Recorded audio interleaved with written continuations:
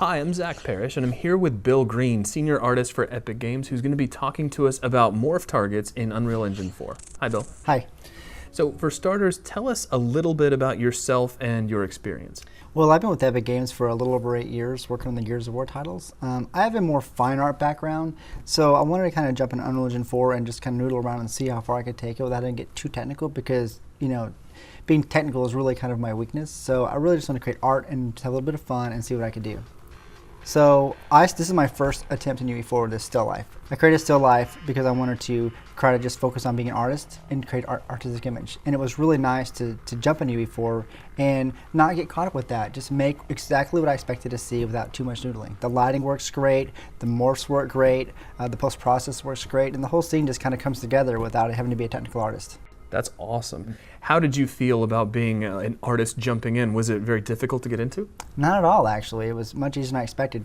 Programs from the past, I've stumbled and fallen along the way, but this one just felt very natural and very built for artists. Very cool. Now, you're here to talk about morph targets, so I guess I should start off for the audience's sake with, what is a morph target exactly?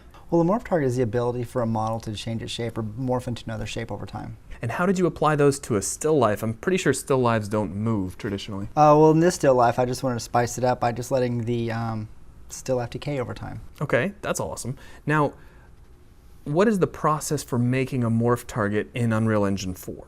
Well, you actually don't make a morph target in UE4. You actually just get to make that in your program of choice. So you will model something, you will morph into another shape, you'll animate between the two shapes, and then you'll just export that all out as an FBX file. So I guess that means that the artists really already know the process before even making it to UE4. Right. That's very cool. Can we see the result here? Sure, let's start with this little orange slice right here.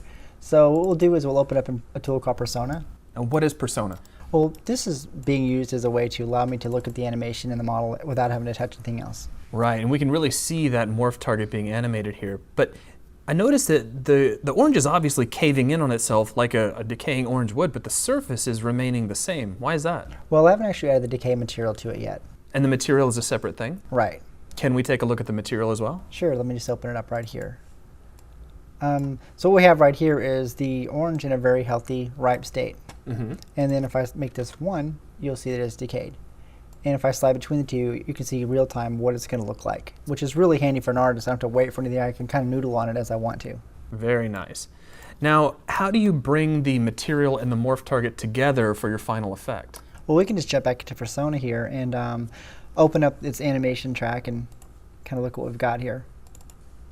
So what we'll do here is we'll add the float track, and we'll name it decay. And naming it decay means something, because that's what it's actually called inside the material. Okay, so that's not like a magic word that will automatically decay an object. No, of course not. Okay.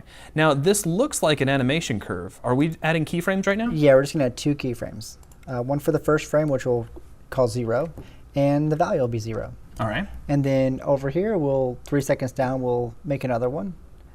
And we'll give it 3 seconds. And then we'll give it a value of 1, so you can see the entire thing.